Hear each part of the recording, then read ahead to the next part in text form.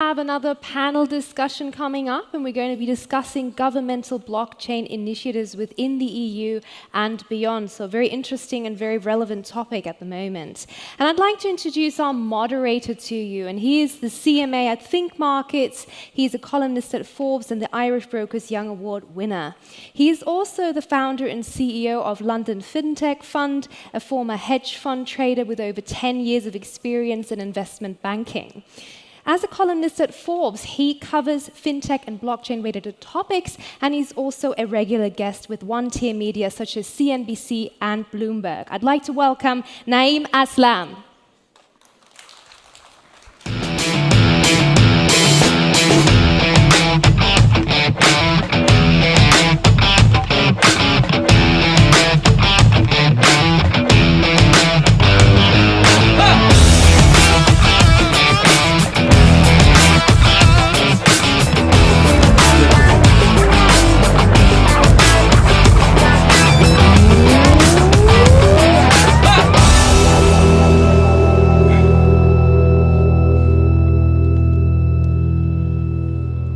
Good afternoon, all, and thank you for staying this long. And of course, thanks ever so much for the wonderful panel that we have this evening. So, you guys already know perhaps about me, what I do, but I think today it's more about the governance and about the blockchain technology and its adoption, which is the most important factor. So before we go and start diving into that particular subject, let's start with the introduction, and please, Plamo, on to you. Explain a little bit about yourself, briefly, your history, and then how you are one of the most vital and important person for this evening. Oh, I like that selfishness very much. Hello, Berlin. How are you? Hey. I know from the morning that you're not very active. Obviously, the afternoon doesn't help much. Hello, Berlin. Thank you very much for having me here. Amazing show. I love it. And few words about me. Started many, many years ago in everything digital and technology. Exited a number of companies. For 10 years, I'm executive chair of the Webbit Foundation, where we commit on developing the ecosystems, couple of million euro grants for startups, and developing hopefully new unicorns for everything eastern of Berlin and Vienna, ending up to India and Singapore. As investor, I invest in impact investments that can change world. My PhD is in telemedicine, and I work a lot also in the AI area. I'm here to talk about blockchain governance, because what I believe and what I will be stating during the next 45 minutes is that everything that technology has built so far is not anything more than what we have already paid with one currency, our privacy.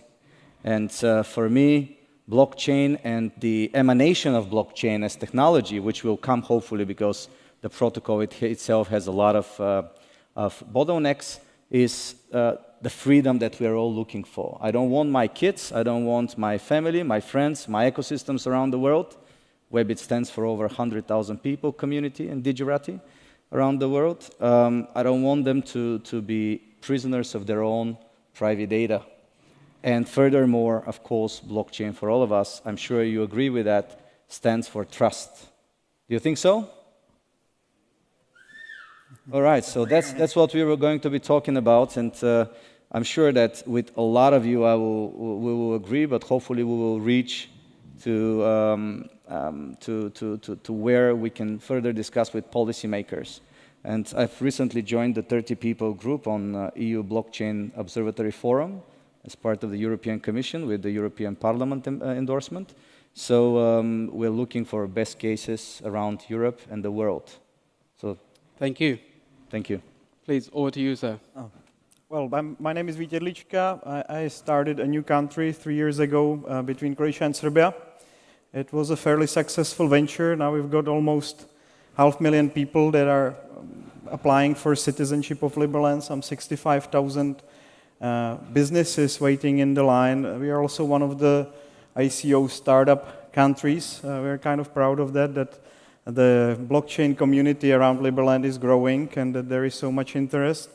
We're working globally to get Liberland recognized. And it's not that hard because we are really non-problematic country. We were founded on no man's land in a way, and we are bringing freedom to the people. We are bringing the idea that we should live in a very little regulated society with very little taxes. Actually, we are going even further.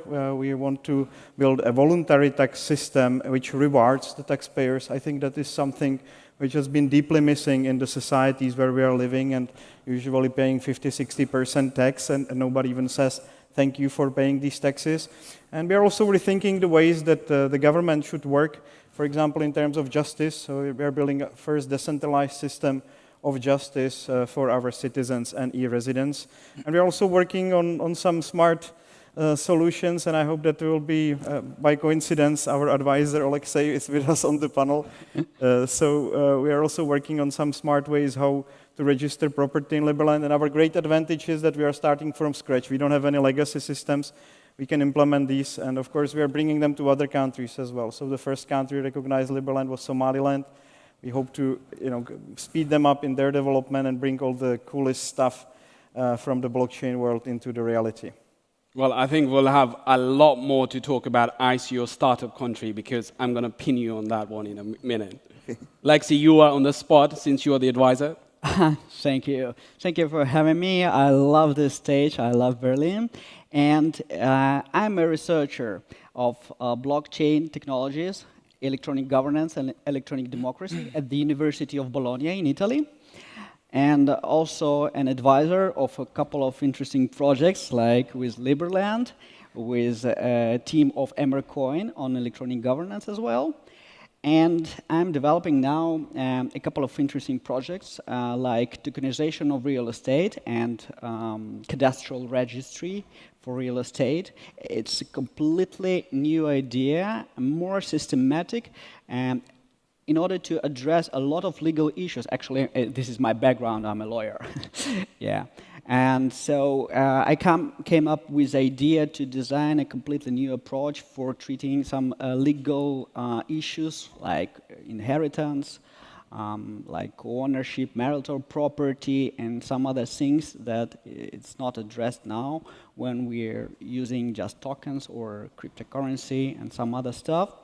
And I really hope that governments will be to put on the agenda of governments all these projects related to the implementation of blockchain in governance. For example, notarization, but without notaries, and some other things that eliminates necessity of middlemen. Thank you. Alex, I think you and we have one thing in common, which is the investment banking background for sure. So why don't we start from there? Thanks very much for that.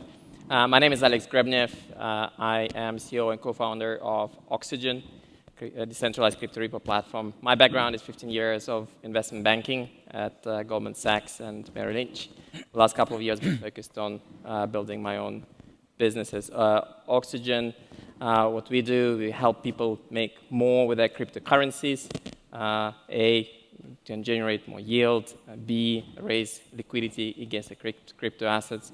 And 3, borrow crypto assets to go short. There is a big gap right now between what one can do with a share, with a financial asset, and what one can do with a crypto asset, and we're looking to bridge that gap. Where it becomes relevant as well is partly to do with a tokenization of real assets, be it kind of real estate or be it indeed financial assets, where the crypto-to-crypto infrastructure can be a model for how real assets can operate in a much more frictionless way. And we're one of the first companies that is getting regulated under the new DLT regime in Gibraltar. So we have some kind of interesting thoughts to share, how governments are working with companies to cooperate. So there's a lot of value that regulation can add to the process and government involvement can add to the process in terms of resilience, setting standards on client expectations, and also in terms of bringing the whole kind of crypto mainstream. And I think there are different opinions, but I'm of the opinion that there are certain things where government can play a very positive role in terms of developing the crypto ecosystem. Thank you. Before we get into nitty-gritty things, can all of you who believe that the blockchain technology should become the mainstream and the government should provide the full support, how many people support that agenda? We have a tough job. Not many people would do. Oh, wait a minute. How many of you heard what he said? The same number, you see? So if more people hear you, they will raise their hands. Okay. On the 6th of June, as you are part of one of the groups, I'll be speaking at the European Parliament, speaking about the government and the adoption of the blockchain technology. Now, we know how important CBDC is, right? Just to inform, that's central bank digital currencies. We know central banks have been called as an unreliable boyfriend, such as Mark Carney, because of his U-turns coming back and forth. Where do you think, first of all, that acceptance of a digital currency by the central bank is going to happen the first? As I'll start with you, Alex, because Goldman Sachs has made the most amount of a noise in this space, in putting the desk out there. Right. In terms of, so could you repeat the question, please? So, do you think that the central government's going to have a CBDC like the central currency very soon, or are we just going to see quite a few number of years before central banks would ever evolve to this? I think probably the latter. I think if you take any blockchain pilot projects or anything in terms of adoption, I think it takes years. It takes corporate years, and corporates are much smaller. Yeah. So I think as far as governments are concerned and having a real impact at how we live, I think that's going to take a lot longer. What about you? Well, our representative on Barbados was actually the man that helped to implement this first currency. Barbados Central Bank actually issued a digital cryptocurrency.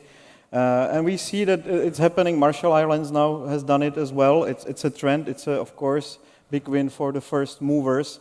And even the central banks in America and Europe understand that it's a way to go. They're trying to get on it. But honestly, we see that they can never get as good as private currencies. They can never beat Monero, and they cannot beat Monero in its, for example, privacy settings. So they will always play a second league in a cryptocurrencies, and it's inevitable. This technological evolution that we are seeing is something that will render national states and national institutions obsolete. And we are here, Liberlanders are here to help the countries to go through that process and speed it up, actually. So well, let's face it. I mean, governments they love blockchain and they don't crypto. So that's very simple, and there is a very simple. Did you say governments love cryptos? They don't have crypto. I didn't want to use the word love because it doesn't go well with what I was going to say. But yeah, they love blockchain because blockchain could be a solution, but crypto is not the thing that they want even to discuss. Yeah. So having that in mind, it doesn't mean that solutions are not there, but I agree with Alex that it will take a long time. What we at such events can do together, how many of you have ICOs here about to be launched in the next 3 months? None? Not many. Okay, very few. All right, so where we can start is, let's give some basic data. Europe was responsible for 32% of the global GDP production just 12 years ago. Okay, no, but the question back is that if central banks are not going to adopt a currency, a digital currency, right, the adoption of the entire protocol of the blockchain it's going to be in a jeopardy. Well, there are no representative of any Governments, yes? So let's not speak about that because I don't think that we can speak on their behalf. What I'm saying is we have to have the right rhetorics. So when we talk, like you and me will be again in the parliament speaking, when we talk about this, we have to say the right words in the right time. The right words are where I started. 12 years ago, Europe was responsible for 32% of the global GDP production. 12 years later, Europe is responsible for less than 21% of the global GDP production. This means 1/3 of the power of Europe has vanished only for 12 years. With that speed, we are getting into a third world continent in a speed of light. It's nothing, it's 12 years. So the question is crypto and blockchain a driver for the future of Europe? If yes, here in this room, I can say we have a future. And then we start elaborating with the policymakers how this could happen in a way that it's feasible, not in 100 years, not in 20 years, because 20 years will be too late. And obviously, blockchain protocol will evolve, hopefully, into a more secure state. But actually starting now and leading that process. That's why I joined the EU Observatory Forum, and that's why I'm there. So, is it going to happen now? No. No, because if you ask any financial minister around Europe what they think about crypto, from the European Union, I mean, you will hear one and the same answer, if you hear an answer at all. Actually, that's wrong, because I sat myself with the finance minister of Lithuania, and he's welcoming the idea of a blockchain, and he's saying that we are putting red carpets. And I put it on the story on the Forbes, that we're rolling out the red carpets for the companies to come and make disruption here. The question is that one of scale, right? So I think how many people live in Europe? Yeah. How many people live in Lithuania? So it's great that someone is starting that, but can you see it happening in the UK in the next 3 years? Absolutely, because that's why we just continuously be playing this game of revolving door and an unreliable boyfriend, because Mark Carney said back in February that, okay, cryptocurrencies are still pretty much a part of a scam, and now he says that, look, I think the CBDC could become a reality because we are working towards various different technologies. But let's move on to the next subject, which is where your project Oxygen is coming, right? Because you are taking very important step in relation to some sort of a fixed income product, but not a fixed income product. But you need a regulator behind it. You need a jurisdiction behind it. Hence, you've chosen Gibraltar. And I applaud the work that Gibraltar is doing, despite the fact that Lithuania is on the verge of doing an STO, so your security tokens. So why did you go to Gibraltar, or how you think that is going to help you as opposed to other jurisdictions? Look, we had a regulatory consultant which helped us choose which country to go to, and it's a consultant who advised different governments around the world, including Japan, Luxembourg, some guys in the States. And I think so the reason why I picked Gibraltar is for 3 reasons. So one is principles-based approach. So rather than prescribed rules, they look at things as with understanding that no one blockchain-based business is the same. So that's one. Second, it's the speed, right? So I think if you look at someone like Bitstamp, I think they were getting their some kind of licensing for up to 2 years. Yeah. Gibraltar commits to getting things done in 3 months. Now, we're towards the end of the process, as 2.5 months in, having had a kind of 4-hour meeting with the regulator last week. So we'll see what happens in the next 2. Now, met with the Minister of Finance there, who is very committed to keeping to the timeline. That's very important. And 3 is how much thought has gone into the regulation, and to what extent the government has worked when thinking of different laws, to what extent it's worked with the banking system. I think what's happened before with the Isle of Man is where they welcomed, they created great laws, very favorable laws towards crypto-related businesses, and then the banking, kind of one of the main banks, switched off their accounts for 20-odd companies in one day, right? So the key thing is to what they've done, what the Gibraltar guys have done, is have kept the banks on board from the very earlier on and built out procedures in terms of how to look and manage risk, of financial crime, which of course a lot of institutional people are, well, actually all of us, I'm not comfortable with. And so to me, these are the reasons for Gibraltar. Now, as far as the regulation overall, I think what the regulation does do, it helps set a certain standard to give clients comfort and some kind of recourse to someone else. So you're responsible not just so someone to go to if things go wrong. 3, it's implementation of best practices of the financial world, because the DLT is a financial regulation. So things like kind of security of client assets. So what's happening to your assets when you deposit them on the exchange? Are they being used? What happens? What happens then? So kind of it increases overall resilience, I would say, of the business. It makes you think about a lot more things than you necessarily would have. I would actually connect this question with the one that was previously there. Okay, there are some regulations which are healthy, and there is a good reason, but why Europe is lagging behind. And the European Commission itself estimates that the 200,000 pages of regulations that were produced in EU are actually slowing economic progress by 3.5% a year. That's actually exactly the number that you mentioned, that 1/3 of the output has been thrown out of the window. It's actually like the regulations that are implemented in Europe are killing half of the continent every 20 years.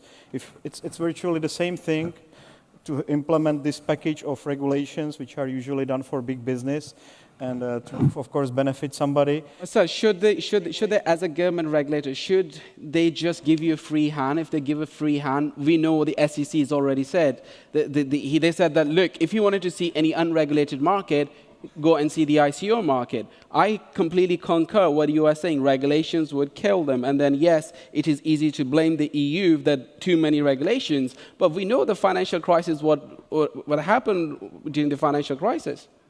Well, of course, there are many different reasons for the financial crisis, and one of them was, of course, the regulation of mortgage market in the United States, because everybody was supposed to get mortgage no matter how wealthy they were. That was a good governmental policy to protect everybody, which almost ruined the world economy at the end. But so I'm not a big fan of regulations. I know they don't work. In the US, there is a great other example. For example, they just calculated not too long ago that if they stop the regulations on 1990s level, and they just wouldn't come up with the new ones, they would actually create the economy the size of Germany.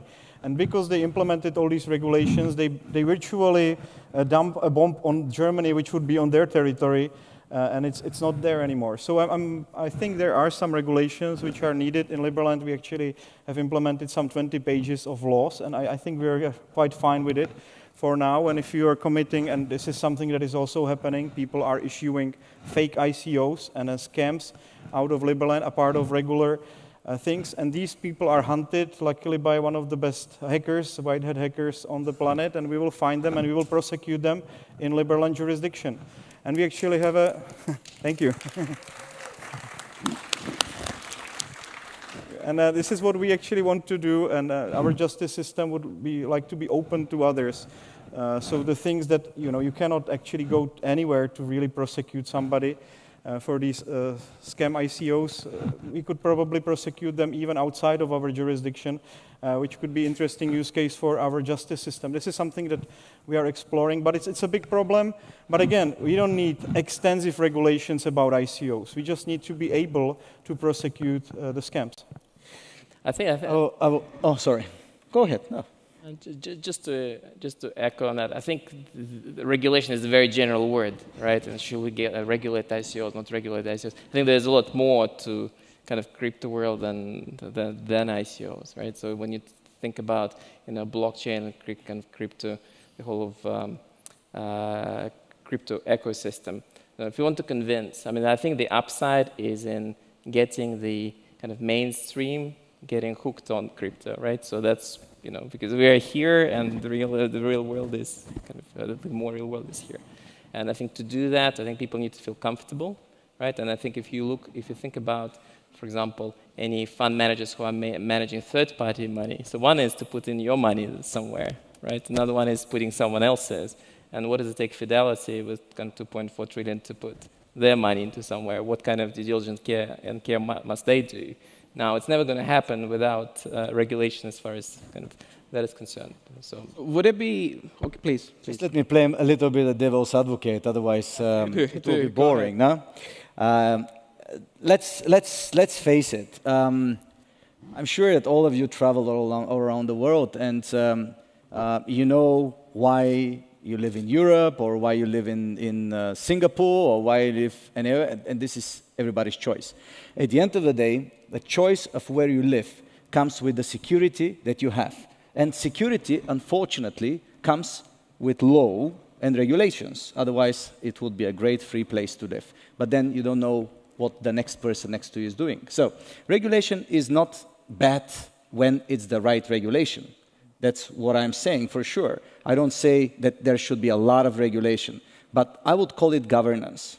And when we as an ecosystem are able to show that governance and self-governance is in our hands, meaning that at the end of the day, you don't want to buy things from somebody who is doing money laundering because you're helping his bad business grow bigger.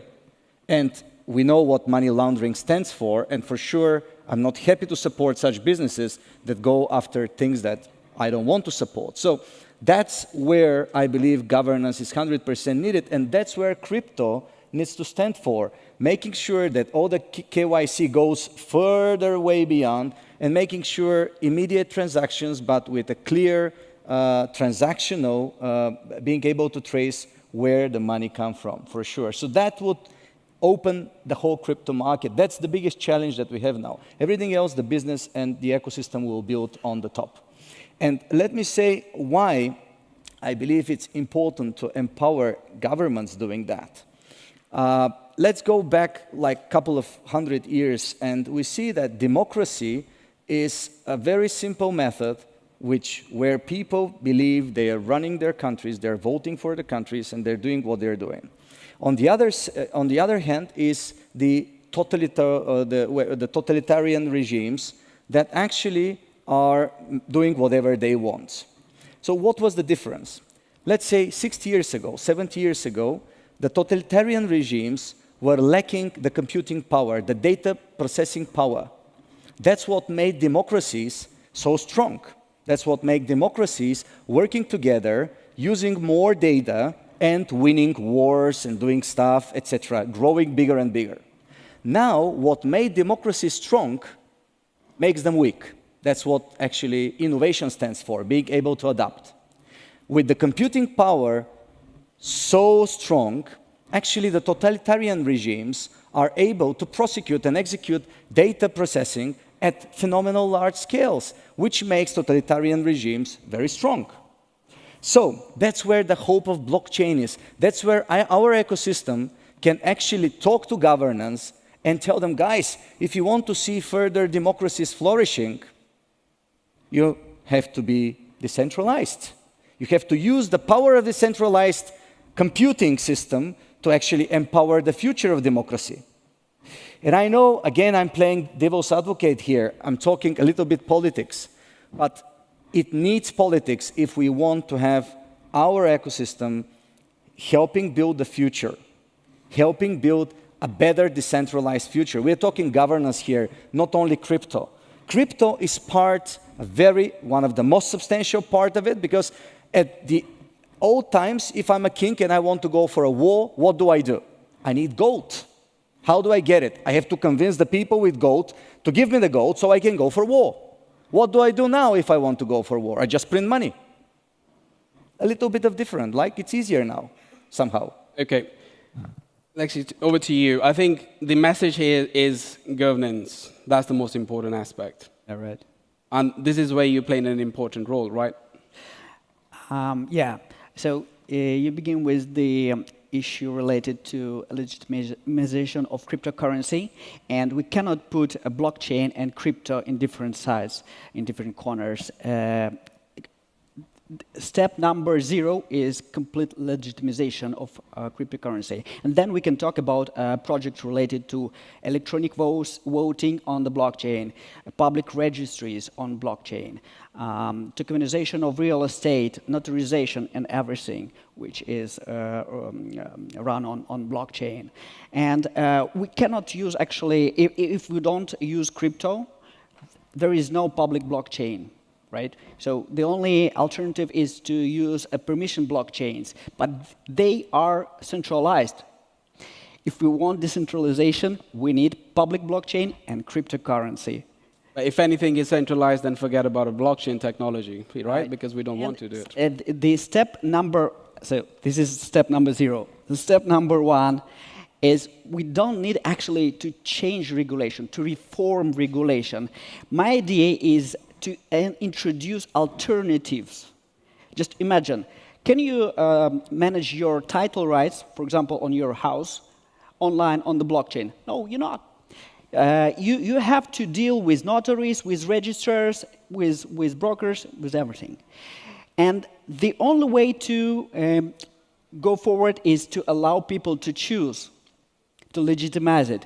If I want to use conventional, traditional legal tools, or to transfer my title on the blockchain and transact online, peer-to-peer, without a middleman, just using smart contracts and work it smoothly. Yeah. I would just like to add, there is one interesting example of the regulations being completely contradictory to the real world and to the necessities of like adopting blockchain. For example, GDPR and blockchain. How many people thought about that combination, right? Yeah. Blockchain is about transparency, the fact that the history is not forgotten, the fact that everything is clear, and GDPR is about making everything fuzzy and then try to forget what has happened. And it's in complete contradiction. Like you would have to basically ban all the blockchains in order to be GDPR compliant. And this is the crazy world we are living in, where the regulations are going against the reasonable, against the development of the humanity, basically. But so, is that not just defeating the purpose then, because it's making the jobs for regulators and the governance and the adoption of everything even more difficult with the GDPR and then now blockchain in contradiction with each other? What about Alex? There are a lot of regulations, and they do overlap and can contradict. However, I don't think then the conclusion out of that is to say let's forget about all the regulation. So to me, I think that one of the strongest signal in the industry came from Goldman Sachs the day that they announced that here is our desk, and now a number of other banks started to do it. That itself ensures that, if the big Wall Street giants are going to adopt it, government's going to throw their weight behind it. You see, in such a fast pace of changing world, you can't blame regulators for trying to catch up with it. And let's not forget, majority of regulators are very analog people. Let's face it, I mean, that's the reality. And because of the fast pace of changes that we experience, you can't expect miracles. That's why I'm trying to establish a wording convention that actually builds up on, again, these events are very important because are there any representatives of regulatory here in the room? Any? I think you are free to speak as you like. No, it's not about free or not free. Actually, it's better to involve in a dialogue because that's what really matters. I was invited at a place very high in the mountains in Switzerland at another event to speak about empowering women in politics and business, and I was the only man there. So we don't need to be in that place where only blockchain people and nobody else, and what do we talk to each other? We know each other. Again, it boils down to the education aspect, right? Because we need to educate the central banks, and I've been saying this over and over, and the regulators. Yeah, I'm trying not to be controversial. I can be very controversial. I can go very, very much beyond and what the blockchain governance should look like. What I'm trying to do is to build a step-by-step approach so we can really, as you mentioned rightfully, educate the regulators on what and where should be done. So GDPR. GDPR reminds me of very good intentions, which we all have. I started with this. We have to protect our children from being prisoners of their future. That's where blockchain stands for. Exactly. So there is no controversy here. We just need to find a way to synergize it and to present it in a way, because GDPR is now, but it's not forever. It could be improved, it could be directed. It's just very good intention to protect the Europeans in this case and their private personal data. I'm talking about the intentions. Well, maybe there are many other intentions in the back, which we don't need to share now on the stage. Public, you have to incentivize the public if they're using the data. Lexi, you have something else to say. Yeah, right. I do really support your idea about education of politicians, of statesmen, of knowing better technologies, blockchain especially. But there is another thing that really, really is not good because of hype of irresponsible politicians. Is that they just want quick wins. You know, they say, okay, let's implement blockchain. But when you look inside in this project, there is nothing to do with the blockchain. There is no really good, mature solutions. So we have to, you know, on the one side, educate them. On another side, the community, the blockchain community must be mature and to propose politicians very good projects. Oh, it really just for hyping. It's about self-governance here, exactly. That's where we stand for. And by the way, all the industries in the world, every single industry in the world, at certain point, goes there at self-regulation and starts building real bodies that really work for the sake of the industry and for the sake of society. That is the phase that we as community need to build. Yeah. Not just, you know, we go for go for the ads campaigns of the multi-billionaires raising up a couple of ICOs. No, go for a very clear and very confident building society based on transparency, based on real great future, decentralized future that empowers everybody, including the policymakers. And there must be a reason for the organizers to invite me here, because at the end of the day, actually, in 1 month time, we bring together 1,500 policymakers. 1,500 policymakers in Sofia, and we will be talking about this. And I want to see everybody there. I want to see the same message sent to them, because they need to understand what we're talking about, right? Gents, would it be okay that the word governance, self-governance, only emerged when Congress took a step back and let SEC and CFTC completely free hands, because they haven't said anything that, okay, how they should be. They just keep saying it that, okay, there should be self-governance, and then different advisories, different consortiums, and everything else have started to come up. Do you not think like that the day that SEC and CFTC put their foot down and then the Congress comes hard on them, the self-governance would be out of the door? I really believe the best thing that they can do is just get out of the business, and the politicians can do the same. You know, they're always asking how we can help economy, who should we sponsor, who should get more subsidies, but really the best way how you can help economy is stop dealing with it. And we really need this new generation of thinking, just like we have separated the church and a state. We need to separate the economy and the state, and that's the future if we want to prosper. Thank you. All right, now, do you have stones? I will say something that maybe you will stone me. Guys, there are other people out there, humans, that are not entrepreneurial, that are not this, that are not that. And these people need rules. They need to survive. This is part of us. We are people, and we should support each other. And it's not just the wild, wild west, which we know it was. There were no rules, no regulations. You remember how people shot each other? Do we want to live in this society? I don't. I want my kids to live in a better life. Not worse, better. And better comes with rules. Only the rules can set us free. If we all follow the same rules, which are not rules for everything, but basic rules that guarantee our safety, our freedom. Everything else is a rotten regulation, and it should not be there. Never-ending debate, right? Because regulations, less regulations, or shouldn't be regulations. There is a great example, right? You've got these qualified investors in the United States, and it's a crazy regulation. You have to be a millionaire, you have to have all other sort of preconditions, and they are, what the regulator is doing, and it's one of those really enforced laws, is they're preventing poor people to get richer because they don't allow them to invest.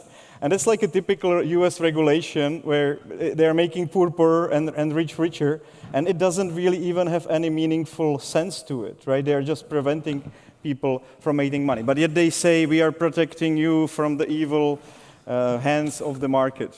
Luckily, we've got all these technologies, and even the Americans can set up the VPN, and they can buy any token they want. I cannot agree more than this. Well, at the same time, everybody can go Vegas and lose all their money, right? Exactly. So yeah, I agree. Of course, that kind of examples are absolutely true. So we have to just to find.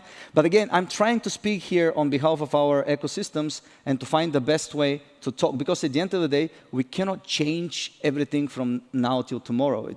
It's called revolution, and many people will die. But let's go for evolution and build a better world for all of us, step by step, but not in 100 years' time, but maybe in 5 to 10. But this step-by-step is the issue. That's why people are choosing Gibraltar. That's why people are choosing other countries. Because which country is taking bigger step, or which country is getting closer to, that's creating their entire issue. That's the best of freedom. Once we see Gibraltar exhaling, or Liechtenstein, which I'm meeting in 1 week time, the government, and Luxembourg, once the other countries see them excel, and not breaking any rule, and then we have a great example. And you can scale it. And do it. And then you scale it up. You always need these small laps where you see the future and then make this future. And then that's what we need to use. Basically, you're putting the gun on someone else's shoulder. That's why you're doing it. And then just let it happen. I think you're doing it. I wanted to give the opportunity to audience for the last 4 minutes. So if anyone has any questions. No way.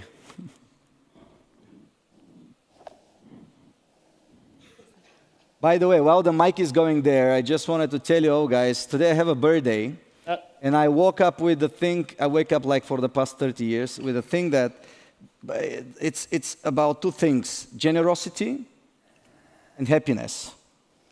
And because I don't complain, I'm happy, let's be generous. Whoever meets me after this and gives me his business card or her business card will get a present from me. Great advertisement. €8 worth of ticket. Please, sir.